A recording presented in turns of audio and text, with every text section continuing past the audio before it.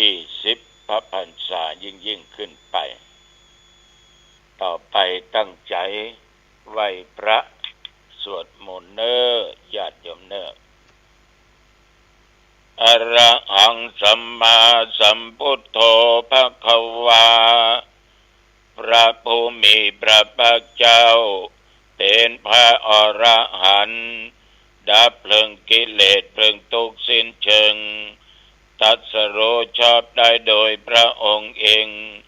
พุทธังภวันตังอภิวาเทมิข้าพเจ้าอภิวาทพระผู้มีพระภาคเจ้าผู้รู้ผู้ตื่นผู้เบิกบานกราบพระพุทธสวากขาโต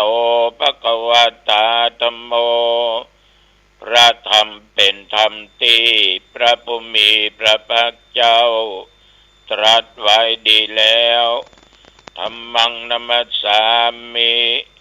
ข้าพเจ้านมัสการพระธรรมกราบพระธรรมสุปฏิปันโนภควโตสาวกสังโฆ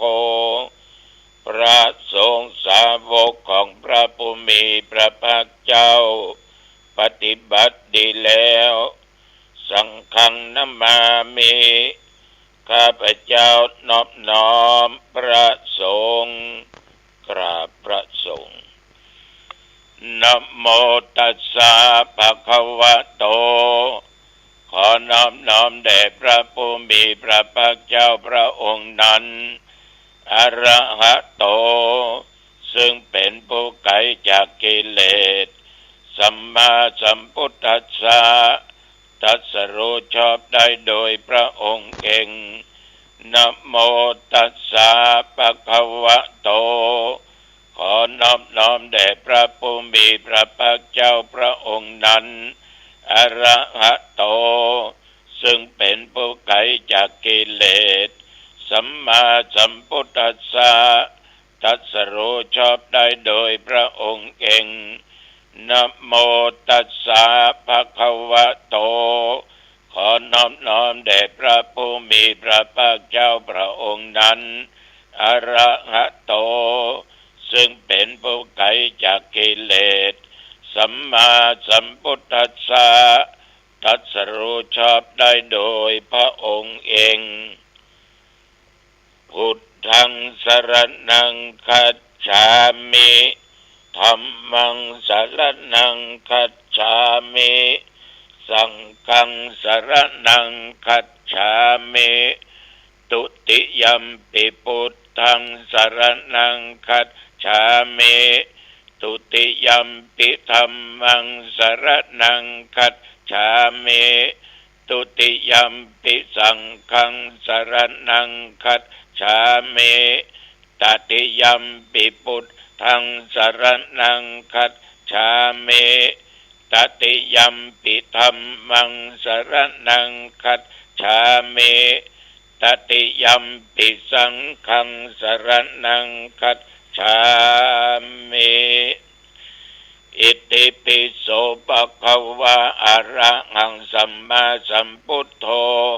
วิชชาจารณะสัมปันโนสุขโตโลกวิโทอนุตตโรปุริสธัมมสารติสัทธาเทวมนุสสานังพุทโธภควติ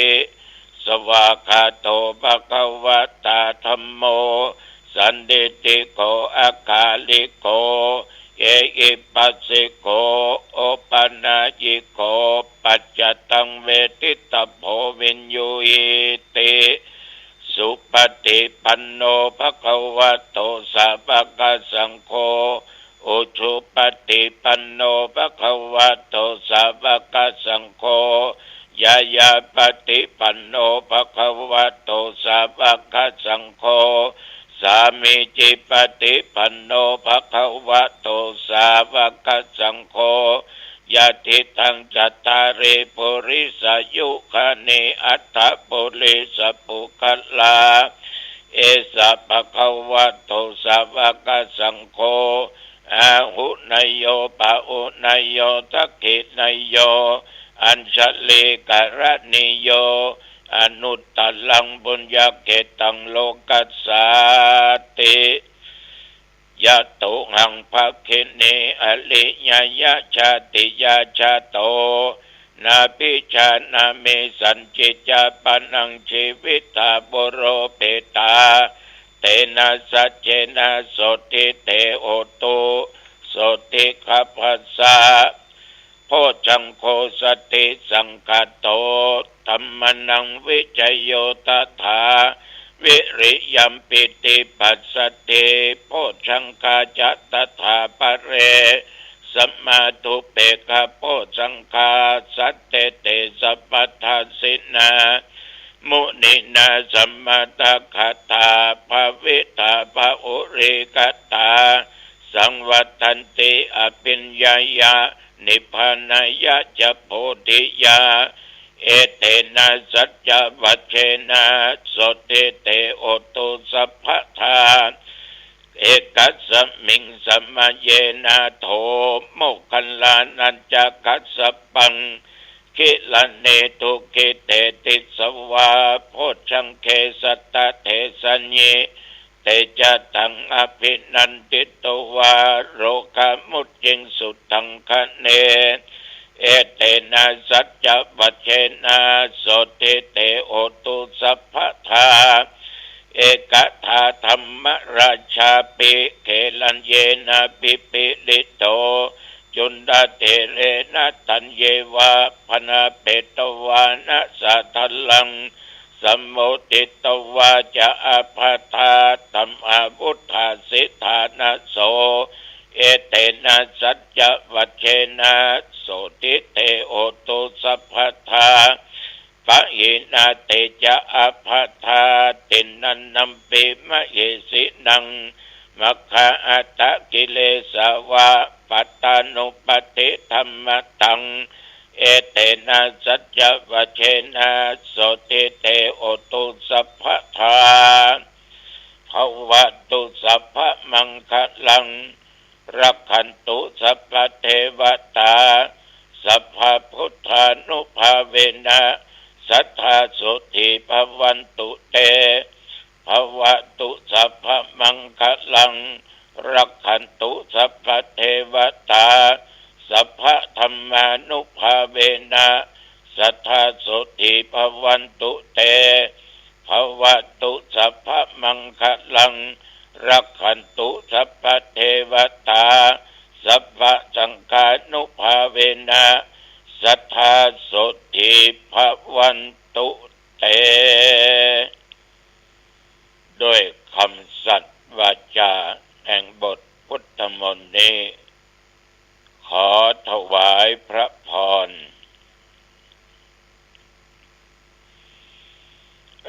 กรมอุตุได้บอกว่านับตั้งแต่เมื่อตะวันวามาจนถึงบัดเดี๋ยวนี้ตะวันนี้แถวบริเวณในวัดนอกวัดหนองตองใกล้เคียงมีฝนตกเล็กน้อยมีลมแต่อากาศก็ยังอบอ้าวอยู่อุณหภูมิตะวันนี้38 องศาเมื่อเวลาเที่ยงกว่าแต่ปัจจุบันนี้อุณหภูมิเหลือ20 องศาก็ออกไม่ออกญาติโยมทั้งหลายนับตั้งแต่ฉันเจ้าเมื่อตะวันว่ามาจนถึงปัจจุบันตะวันนี้ฉันเจ้าเรียบร้อยแล้วก็ไม่ได้ไปไหนมีแต่โยมอาจารย์ชุมพลเตชะเทพกับลูกกับหลานมากระทำบุญถวายผ้าไตรเพื่ออุทิศส่วนบุญกุศลแก่เจ้ากรรมนายเวรพ่อเกิดแม่เกิดเทพบุตรเทวดาคือแก่ลูกสาวหลานสาวเพิ่น ก็ได้ญาติโยมเพราะว่า ต้องเข้าผ่าตัดไส้ติ่งที่โรงพยาบาลก็มามัดมือเหียปั่นป้อนเหียนะก็พอละอ่อนก็น่าจะสดชื่นดีอูจาดีนั่นคือกำลังใจจากปู่กำลังใจจากพ่อกำลังใจจากแม่ปู่พ่อแม่กำลังใจแก่หลานแก่ลูกอย่างดีปลอบโยนอู้จาเพราะพริ้งแต่ก็สอนไปในตัวฟังแล้วชื่นใจหลวงลุงก็ผูกข้อมือให้กล่าวบทพุทธมนต์เพื่อเป็นมังคละเป็นมงคลนั่นคือกำลังใจคนเฮานี่ญาติโยมถ้าได้กำลังใจเนี่ยมันก็จะทำอย่างได้โดยความที่มีกำลังพลังจิตใจจะเข้มแข็งจิตใจจะบ่มีอย่างมาคัดขวางดูละอ่อนตะวาแล้วโดยปู่โดยพ่อโดยแม่คือกำลังใจเขาก็ยิ้มแย้มแจ่มใสดีถามว่าลูกเจ็บปวดก็ประเดี๋ยวนี้ไปเจ็บแล้วเจ้าหลวงปู่ดีใจฉะนั้นญาติโยมกินก็ง่ายแล้วก็พบปะกับโยมและอีกประการหนึ่งนั้นก็เอาลูกน้อยอายุได้ 5-6 เดือน อันนี้ก็เข้ามาถึงพ่อถึงแม่ขอหลวงลุงมัดมือกำมันจังให้เมื่อคืนนะดู ดูนอนบ่หลับให้เมื่อคืนหลับเมื่อวันพ่อแม่ก็นำมาวัดก็เลยมัดมือเอาเป็นลูกเป็นเต้าเนาะ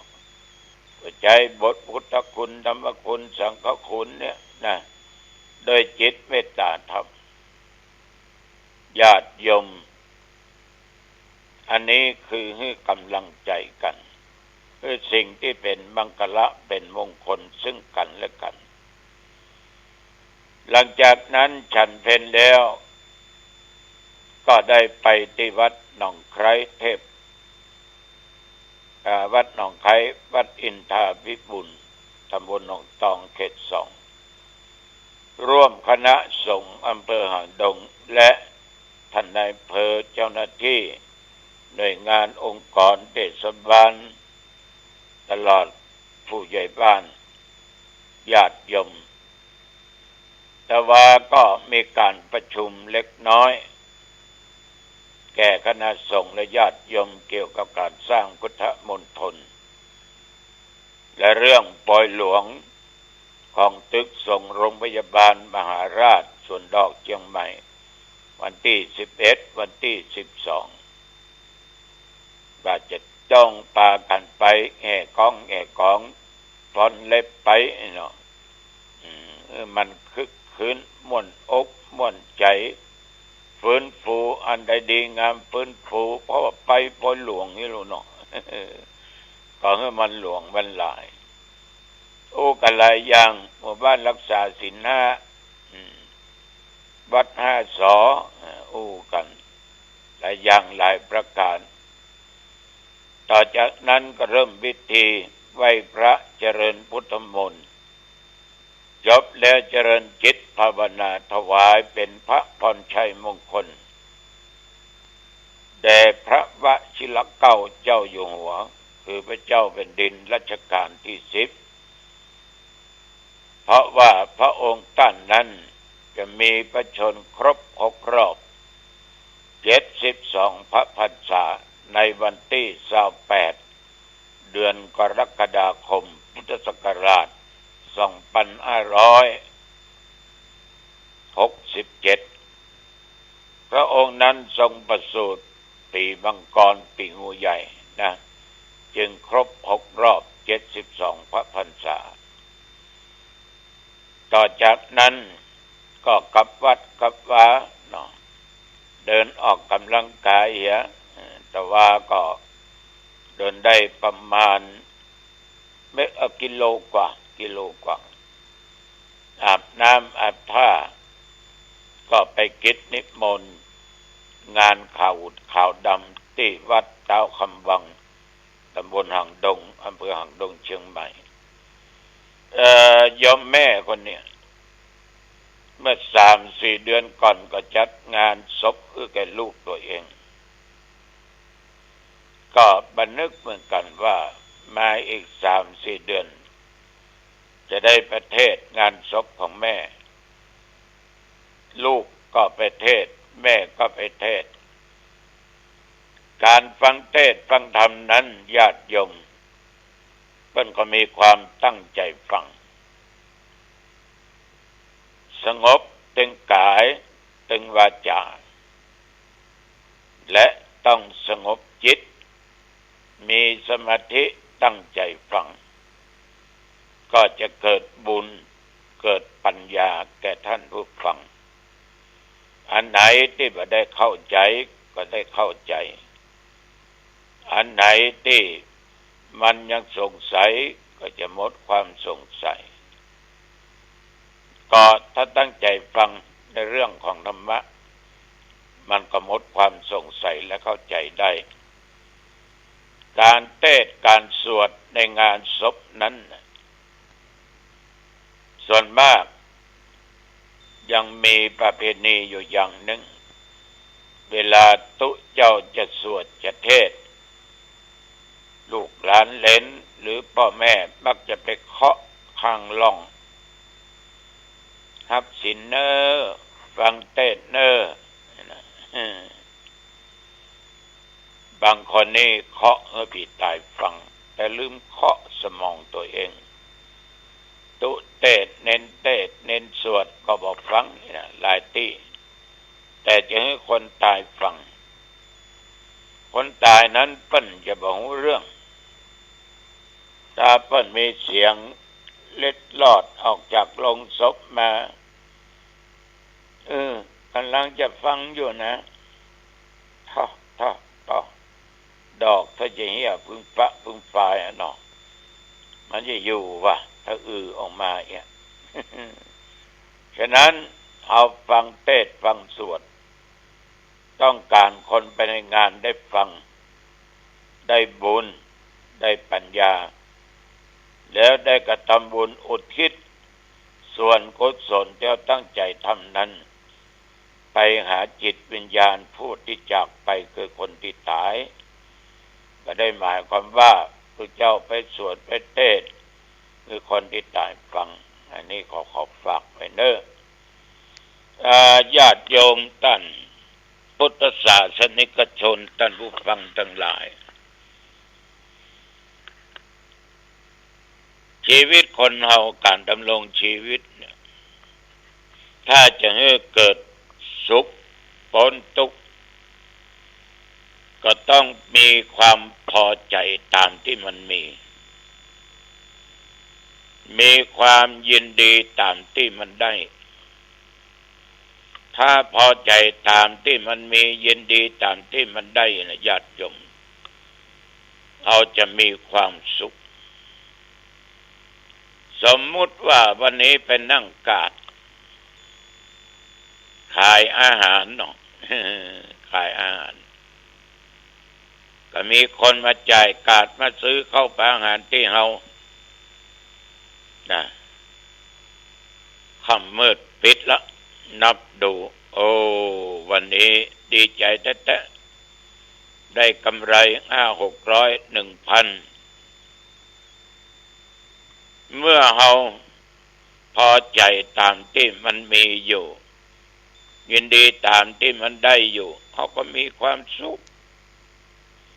เราจะมามีความทุกข์แต่ถ้าเวลาไหนเวลาใดจิตใจยมนั้นบ่มีความพอตามที่สิ่งที่มันมีเป็นทุกข์บ่มีความยินดีมีแต่ความโลภตามที่ได้ มันก็มีแต่ทุกข์ถ้าเฮาพอใจยินดีเฮาก็จะมีแต่ความสุขสันตุติปรมังสุขังความสันโดษนั้นนำมาถึงความสุขก็ออกไม่ออกธรรมะข้อนี้ไม่ได้หมายความว่าสอนให้คนขี้ค้านท่านทั้งหลายบางท่านนะยังเข้าใจผิดสอนให้คนขี้ค้านพอใจสิ่งที่มีพอใจสิ่งที่ได้เพื่อนนั่งกินนั่งใจจนหมดอีโอ้ญาติโยมเข้าใจผิดเนอะยินดีของที่ได้ของที่มีมันมีความสุขถ้าพอใจมันก็ทุกข์